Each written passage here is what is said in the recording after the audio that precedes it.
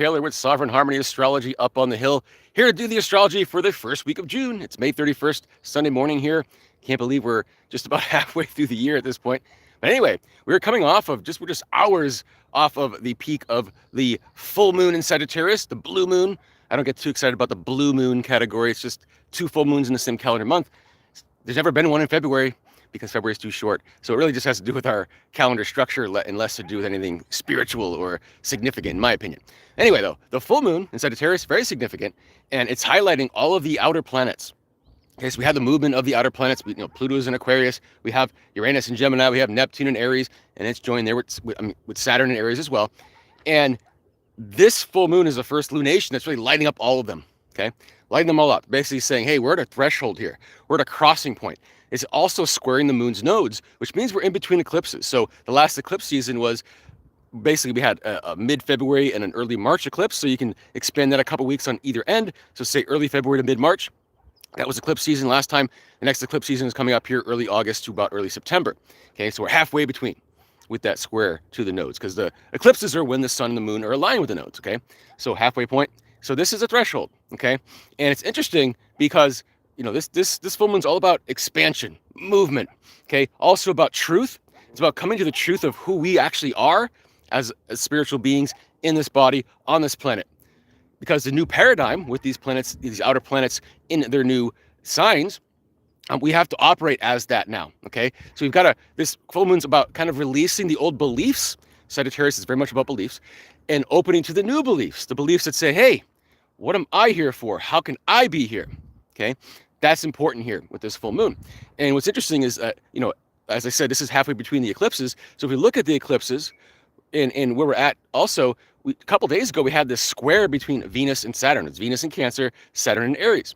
Okay, this goes back to the beginning of their cycle, which is the beginning of any planetary cycle between two planets, is their conjunction. So the conjunction between Venus and Saturn in Aries happened in early March. In the middle of a Mercury retrograde in Pisces. That was the cleanup phase from that movement of Neptune and Saturn into Aries from Pisces after being there for many years. So very heavy, a lot of cleaning to do, okay? But it was also in eclipse season. It was just a few days after the second eclipse, so within the realm of eclipse season, okay? Now, we're here halfway between eclipses, and we've got the square. It's kind of the developments of that seed planting time of the conjunction. And then when we get to late August, halfway between the next two eclipses, we have the opposition of Venus and Saturn. So it'll be Venus in Libra opposite Saturn in Aries. And so we'll see how that develops. But the point is, we're in the development phase right now of that, what will culminate at that time. Okay, so these eclipse seasons are kind of linked in a way. So this February-March one and this August-September one, they're linked. Okay, and we'll see how that link happens. And it really has to do with what we're doing now. Okay, so if I'll talk more about that later, but I just wanted to link that together for you. Okay, so with this full moon, it's ruled by Jupiter. Jupiter's the ruler of Sagittarius, and Jupiter's in Cancer. Jupiter's been in Cancer for about a year. It's about to leave at the end of this month on June 29th. Jupiter will enter Leo. Okay, so exit Cancer, and so in fact this week, the end of this week on June 6th is when, or 5th or 6th, something like that. I think it's the 6th. That's when Jupiter will exit its shadow. So it went retrograde in Cancer November to March, okay? And that covered the degrees of 15 to 25 degrees Cancer. And so that it'll be out of that shadow period at the end of this week.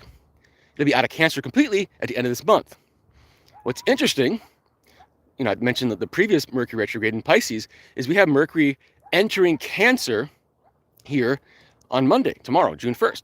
And it'll be in Cancer until August 9th. It's a long time to be in one sign for Mercury. That's because it's going to retrograde. And last time we had this, we had Mercury in Pisces for 2 months. That was mid-February to mid-April. And that was that cleanup phase. Again, cleaning up that mess from Neptune and Saturn and Aries for so long. This one is a lot lighter. I mean, it is the retrograde. It is in water. It is deep. But it's less deep than the last one. It's less heavy than the last one, okay? Because what this Mercury retrograde is going to do, and it won't retrograde until June 29th. In fact, the same day that Jupiter enters Leo is the day that Mercury will turn retrograde, which is really interesting. Again, they're linked. Jupiter in Cancer and this Mercury retrograde that's coming up in Cancer are pretty linked, okay? And the reason they're linked is because Mercury, when it turns retrograde, is going to cover pretty much the same degrees that Jupiter covered from November to March. So this will be, I think, June 29th to July 23rd, coming up here this summer, and it's going to cover 16 to 26 degrees Cancer. The other one was 15 to 25 for Jupiter. So it's roughly the same zone. And so, but instead of being a cleanup like the Mercury and Pisces retrograde was, this is more of a reevaluation. It's an reintegration. So this Mercury retrograde that's coming up in Cancer is more about going over, what is the emotional growth that we've achieved with Jupiter in Cancer in the last year. And we can look at November to March during the retrograde period to really dig into what we had to work with, okay? And so Mercury's going to review that, okay? So again, not nearly as heavy, thick as the Mercury retrograde in Pisces was back in late February to mid-March, but still a retrograde nonetheless. We'll talk about that as the weeks come. That won't be until we get to the end of the month, but Mercury is entering Cancer tomorrow, June 1st, and it'll be there again until August 9th. So the mental realm goes deeper into the emotions, okay? And so we could look back at the last year with Jupiter in Cancer to really understand what we're reintegrating, what we're reevaluating, okay? So just keep that on your back burner. Speaking of Mercury, today it will actually, just before it enters Cancer, at 29 degrees Gemini, it's going to make a sextile to Chiron at 29 degrees Aries. So Chiron's been in Aries since 2018. It's about to enter Taurus at the end of the month as well, late July, okay? And it will come back to Aries in the fall, and then it'll go into Taurus for good next spring, but it is finishing up with Aries nonetheless. And so that whole period from 2018 up until now-ish, we have been learning about our self-reliance, our self-capability, our self-confidence. So any wounds associated with that have been coming up.